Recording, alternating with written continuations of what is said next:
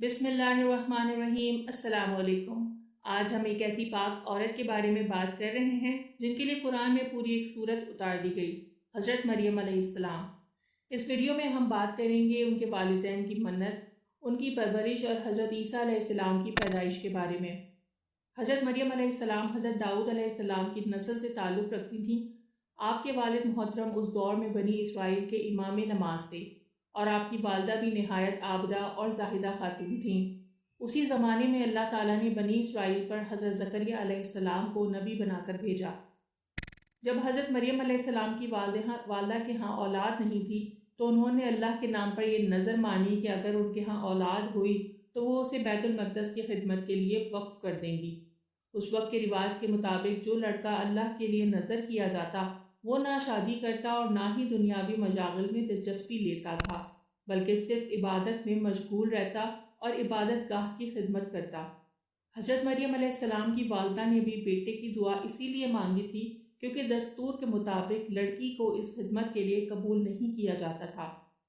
جب بیٹے کے بجائے بیٹی پیدا ہوئی تو ماں کو فکر لاحق ہوئی کہ اس کی نظر قبول نہ ہوگی، کیونکہ دستور کے مطابق لڑکی کو نظر کرنے کی اجازت نہیں تھی۔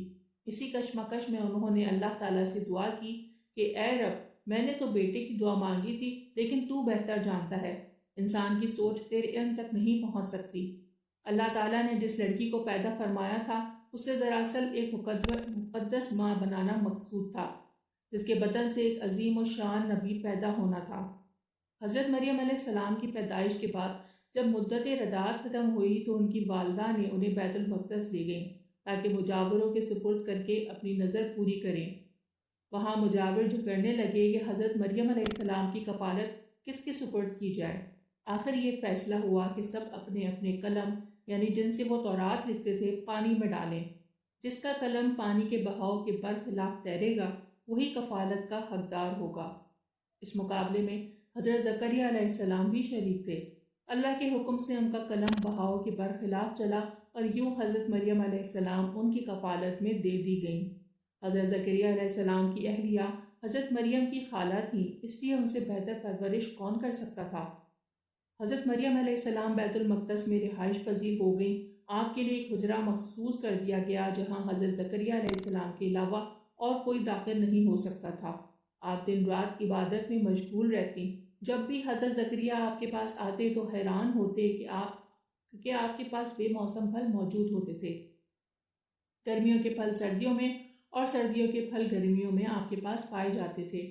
جب وہ وجہ پوچھتے تو حضرت مریم علیہ السلام فرماتی یہ اللہ کے پاس سے آتے ہیں۔ یہ دیکھ کر حضرت زکریا نے اللہ تعالیٰ سے اپنے لیے بھی وارث کی دعا کی، باوجود اس کے کہ ان کی اہلیہ بانجھ تھیں۔ اللہ کے معجزے سے حضرت یحییٰ علیہ السلام پیدا ہوئے۔ حضرت مریم علیہ السلام کی عظمت و فضیلت کو رب کریم نے قرآن میں بار بار بیان فرمایا ہے اور آپ کی پاکیزگی اور پاک دامنی کا اعلان فرمایا۔ جب حضرت مریم علیہ السلام کی عمر تقریباً 15 سال ہوئی تو ایک فرشتہ خوبصورت نوجوان مرد کی شکل میں ظاہر ہوا۔ اسے دیکھ کر آپ خوفزدہ ہو گئیں اور اپنی عصمت کی حفاظت کے لیے اللہ کی پناہ لی۔ فرشتے نے کہا گھبراؤ نہیں، میں انسان نہیں بلکہ اللہ کی طرف سے بھیجا ہوا فرشتہ ہوں۔ میں تمہیں ایک پاکیزہ اور مبارک بیٹے کی بشارت دینے آیا ہوں۔ حضرت مریم علیہ السلام نے تعجب سے کہا یہ کیسے ممکن ہے جبکہ میری شادی نہیں ہوئی؟ فرشتے نے کہا اللہ نے اس سے پہلے حضرت آدم علیہ السلام کو ماں باپ کے بغیر پیدا کیا اور حضرت حوا علیہ السلام کو صرف مرد کے وجود سے پیدا کیا۔ جب حضرت مریم علیہ السلام حاملہ ہوئی تو تنہائی اختیار کر لی۔ جب ولادت کا وقت قریب آیا تو وہ ایک درخت کے نیچے جا بیٹھیں۔ درد زہ اور بدنامی کے خیال سے پریشان ہو کر کہا کاش میں اس سے پہلے ہی مر گئی ہوتی اور بھولی بصری ہو گئی ہوتی۔ ایسے وقت میں اللہ تعالیٰ نے ان کے قدموں کے پاس ایک نہر جاری کر دی اور آواز دی پانی پیو اور کھجور کھاؤ تاکہ طاقت حاصل کرو اور اپنے بیٹے کو دیکھ کر آنکھوں کو ٹھنڈک پہنچاؤ۔ پھر کہا گیا کہ اگر کوئی اس بچے کے بارے میں سوال کرے تو اشارے سے کہہ دینا کہ میں نے روزہ رکھا ہے، یعنی گفتگو سے پرہیز کا روزہ۔ جب حضرت مریم علیہ السلام حضرت عیسیٰ کو لے کر اپنی قوم کے پاس آئیں تو لوگوں نے سخت الزام تراشی شروع کر دی۔ حضرت مریم نے بچے کی طرف اشارہ کیا۔ لوگوں نے کہا یہ دودھ پیتا بچہ ہم سے کیسے بات کرے گا؟ اس وقت حضرت عیسیٰ علیہ السلام نے کلام کیا جیسا کہ قرآن پاک میں ذکر ہے، میں اللہ کا بندہ ہوں، اس نے مجھے کتاب دی اور نبی بنایا اور مجھے جہاں بھی ہو بابرکت بنایا اور جب تک زندہ ہوں نماز اور زکوٰۃ کی تاکید فرمائی، اور مجھے اپنی ماں کا فرما بردار بنایا اور مجھے سرکش اور بدبخت نہیں بنایا، اور مجھ پر سلامتی ہے جس دن میں پیدا ہوا، جس دن میں مروں گا اور جس دن زندہ اٹھایا جاؤں گا۔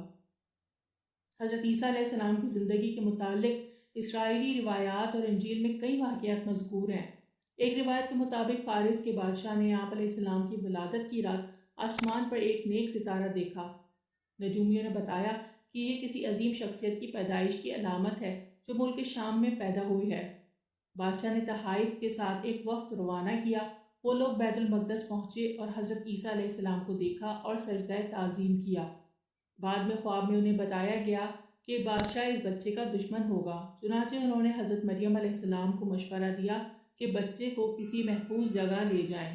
حضرت مریم علیہ السلام حضرت عیسیٰ علیہ السلام کو لے کر مصر چلی گئیں اور پھر 13 سال بعد واپس آئیں۔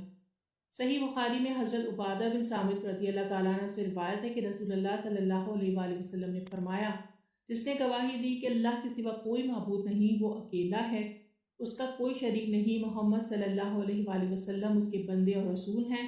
عیسیٰ علیہ السلام اللہ کے بندے اور رسول ہیں جنہیں اللہ نے مریم علیہ السلام کے بطن میں ڈالا، اور وہ اللہ کی طرف سے ایک روح ہیں، اور جنت اور جہنم برحق ہے، تو اللہ تعالیٰ اسے جنت میں داخل کرے گا خواہ اس کے اعمال کیسے بھی ہوں۔